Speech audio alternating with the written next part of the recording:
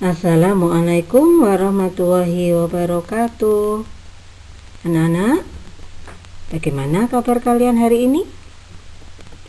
Alhamdulillah, kita masih diberi kesempatan oleh Allah untuk belajar bersama, melanjutkan tema 3 subtema 1.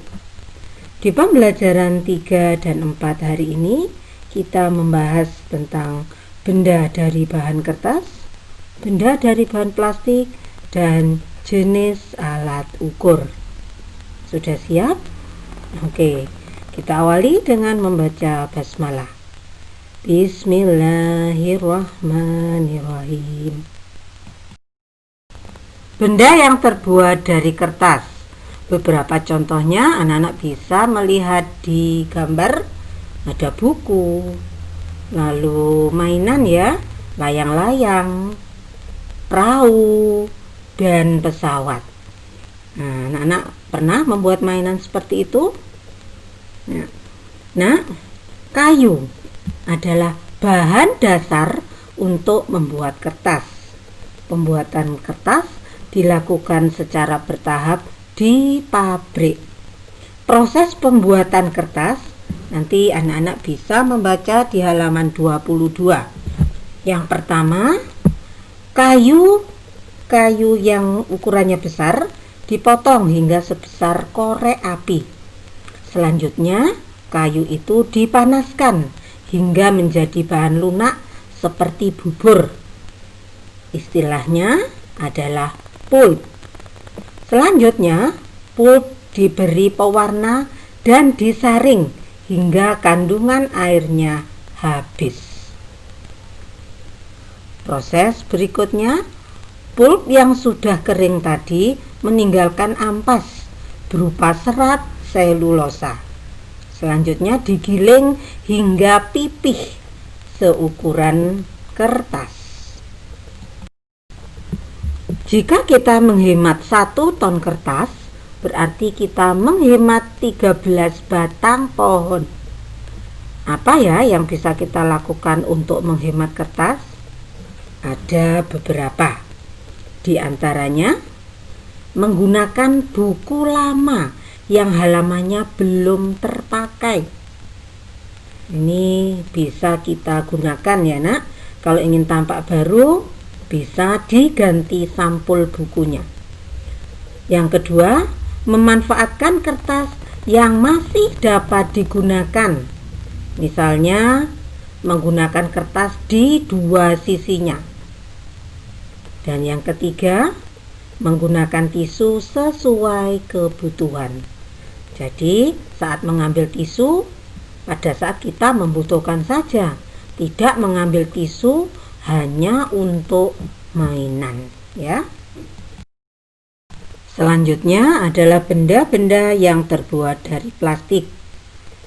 Nah, banyak kita jumpai alat rumah tangga yang terbuat dari plastik. Mulai dari ember, gayung, sampai sendok sayur.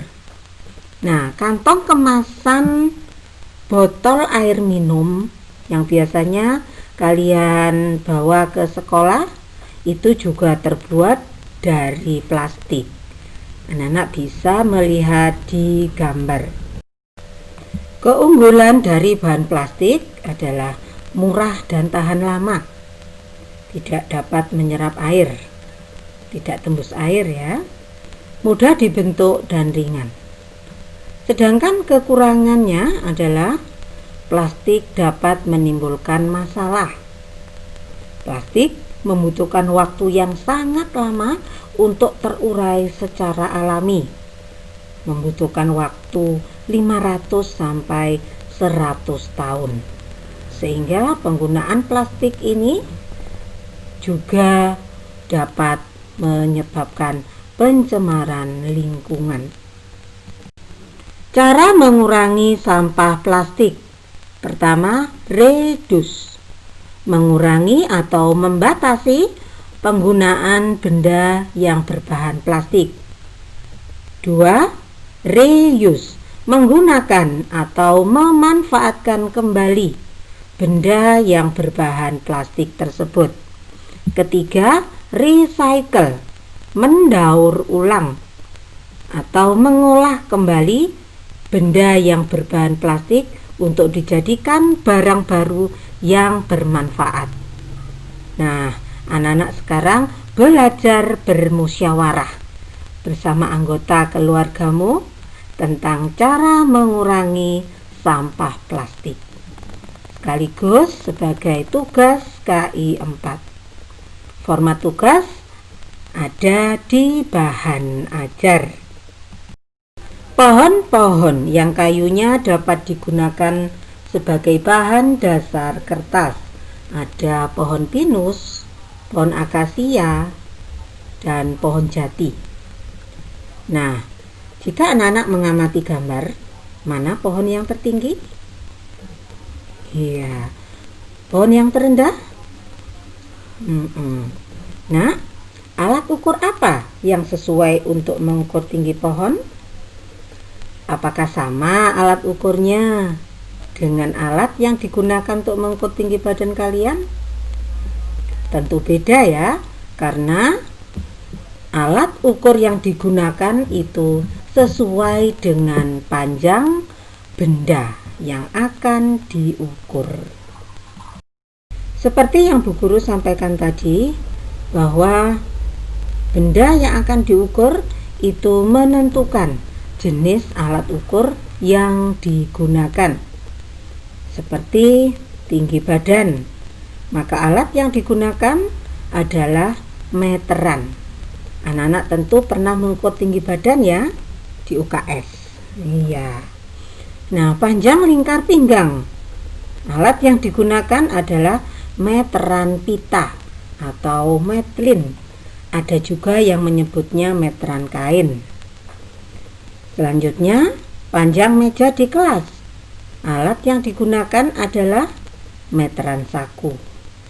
Panjang lompatan temanmu yang digunakan adalah meteran roll. Begitu juga untuk lebar papan tulis menggunakan meteran saku, dan panjang halaman sekolah mengukurnya dengan meteran roll. Nah, Guru garis bawahi lagi bahwa alat ukur yang digunakan itu sesuai dengan benda yang akan diukur. Alhamdulillahirabbil alamin. Inilah akhir pembelajaran kita. Setelah menyimak penjelasan, anak-anak mempelajari buku tema 3 subtema 1, pembelajaran 3 dan 4. Semoga Allah membuka hati dan pikiran kita. Jangan lupa ya, membantu orang tua. Bu Guru akhiri, Assalamualaikum warahmatullahi wabarakatuh.